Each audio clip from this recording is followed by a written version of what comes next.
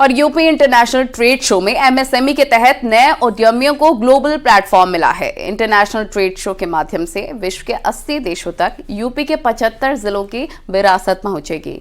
रूस, बांग्लादेश, कजाकिस्तान, भूटान समेत विश्व के 80 देशों के उद्योगपति और कारोबारी ट्रेड शो में शिरकत कर रहे हैं। एमएसएमई और ओडीओपी के तहत कई स्टॉल्स लगाए गए हैं। ज्वेलरी, कपड़े, कार, कंप्यूटर समेत तमाम सामान के स्टॉल्स लगे हुए हैं।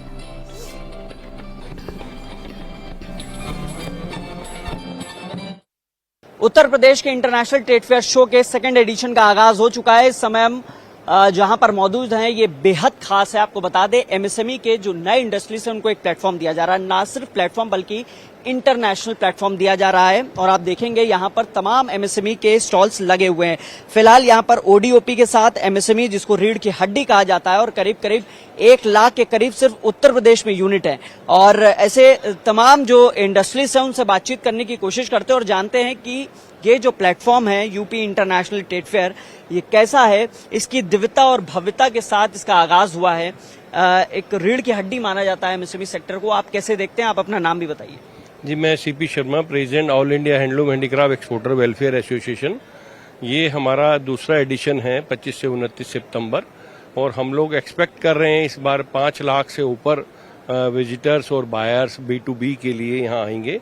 हम लोग यहाँ मौका देते हैं नए एक्सपोर्टर्स को जिनकी टर्नओवर छोटी टर्नओवर है, 10 करोड़ से नीचे है, या जो 3 साल पुराने एक्सपोर्टर हैं, उनको इस हॉल में मौका दिया गया है अपने एक्सपोर्ट टर्नओवर बढ़ाने के लिए। सर, ये प्लेटफॉर्म हमारे लिए एक सपोर्ट का काम करता है।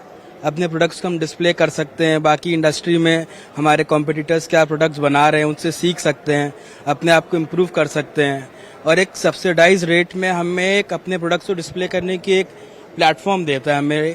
और सबसे खास बात, एक नया कॉन्सेप्ट जो मेरे को इस फेयर में मिला कि इन्होंने B2B बायर के साथ मीटिंग के लिए एक टेबल ओवरसीज एरिया सेटअप कर रखा है, जहाँ पे आपकी इंडस्ट्री के हिसाब से हर एक टेबल पे बायर्स बैठे हुए हैं।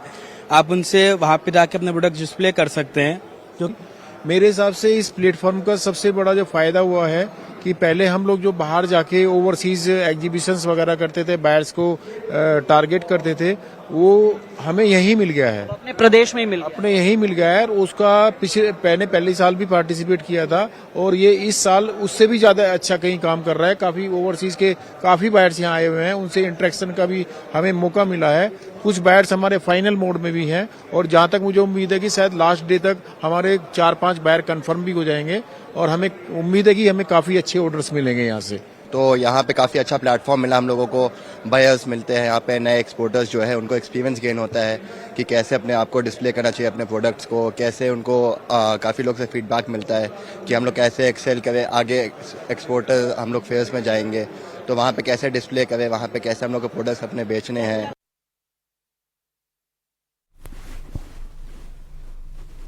ग्रेटर नोएडा में चल रहे एक्सपो मार्ट में अलग अलग विभाग के स्टॉल्स लगे हैं। यूपी इंटरनेशनल ट्रेड शो में प्रभु श्री राम और उनकी नगरी अयोध्या को भी सृजित किया गया है, और वो भी आर्टिफिशियल इंटेलिजेंस के माध्यम से। AI रामायण दर्शन के नाम से एक पवेलियन को यहां स्थापित किया गया है, जिसमें सभी इमेजेस को AI की मदद से जनरेट किया गया है। बात करें तो जिस तरीके से रामायण का नया रूप देखने को मिला, AI रामायण आप लोगों ने बनाई है, इसके बारे में कुछ बताइए। AI रामायण दर्शन का जो संस्कृति विभाग है उसने इसको नए स्वरूप में तैयार किया है। इसके अलावा भी यहाँ पर रामायण शोध संस्थान है, और इसके अतिरिक्त जो भी है रामायण से संबंधित और भी मॉरिशस, इंडोनेशिया, थाईलैंड की भी रामायण जो है संस्कृति विभाग द्वारा कराई जाती रही है। उनके साथ विभिन्न प्रकार के MOU भी हुए हैं, और आगे जो आगामी कुंभ आने वाला है, महाकुंभ प्रयागराज में, उसमें भी इसका प्रदर्शन किया जाएगा। तो एक चीज़ और समझना चाहेंगे आपसे, ये कुछ तस्वीरें हम देख पा रहे हैं, जैसे बनारस के मंदिर की है, और इसके अलावा और प्रयागराज के मंदिर की है, कुछ कानपुर देहात घाटमपुर के मंदिर की है। इनके बारे में बताएंगे, क्योंकि ये चीज़ें मुझे भी पहली बार देखने को मिली है। क्या अब लोगों की नज़रों से ओझल हो गई है, या लोग इनके बारे में कम जानते हैं, इस तरीके के आप लोग प्रचार प्रसार का भी माध्यम बना रहे हैं? जी, ऐसा है कि ये जो हमारी सांस्कृतिक धरोहर है उत्तर प्रदेश की, इसके बारे में पहले बहुत कम जानकारी थी लोगों की, लेकिन जैसे जैसे मीडिया, सोशल मीडिया पर लोग एक्टिव हो रहे हैं, और इसके बारे में थोड़ा सा लोगों को उत्सुकता हुई है कि हमारी धरोहर को जानने की, तो इस समय ज़्यादा ही इसके बारे में बहुत ज़्यादा उत्साह है लोगों को। एमएसएमई और ओडीओपी के तमाम स्टॉल्स भी एक्सपो मार्ट में लगाए गए हैं। ओडीओपी के तहत अलीगढ़ के तालों के स्टॉल्स लगाए गए हैं। ये ताले जीआई सर्टिफाइड हैं। अंग्रेजों के जमाने के ताले भी इन स्टॉल्स में लगे हैं। कि किस तरह से अंग्रेज इन तालों का इस्तेमाल किया करते थे, ये स्टॉल गृह विभाग ने लगाए हैं। प्रभाकर जी हैं, सीधे बातचीत करते हैं इनसे और जानने की कोशिश करते हैं। प्रभाकर जी, इन तालों की खासियत बताइए। कुछ आप ताले की खासियत इसकी बता रहे थे, ये अंग्रेजों के जमाने का ताला है। ये अंग्रेजों के जमाने का ताला है सर। जब उनका माल जाता था अंग्रेजों का, तो ये ट्रेन में लगा दिया करते थे वो इस तरह। यहाँ पर वो टिकट फंसा दिया करते थे इसमें।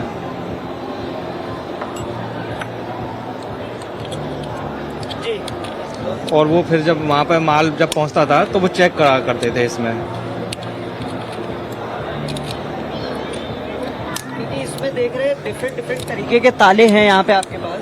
जी, मैं कैमरामैन से कहूँगा आपको फोकस करके दिखाएं। यहाँ पर वो लगा करते थे टिकट, जहाँ पर अंग्रेज जो है जब ये माल भेजा करते थे तब उस दौरान ये तालों का इस्तेमाल किया जाता था। यहाँ पर टिकट फंसा दिया करते थे।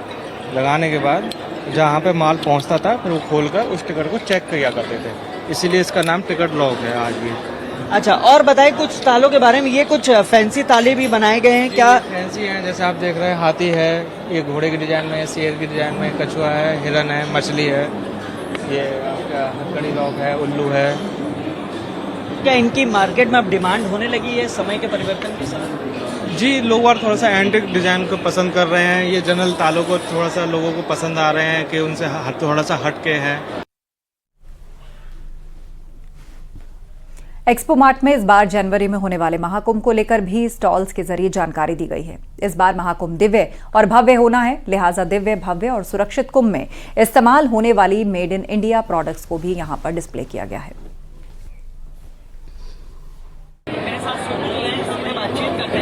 सोनू जी, इस मशीन के बारे में बताइए, और क्योंकि ये पहली बार कुंभ इस्तेमाल होगी, ये किस तरीके से काम करती है, इसकी रेंज क्या है और किस तरीके से ये लाइफ सेविंग है?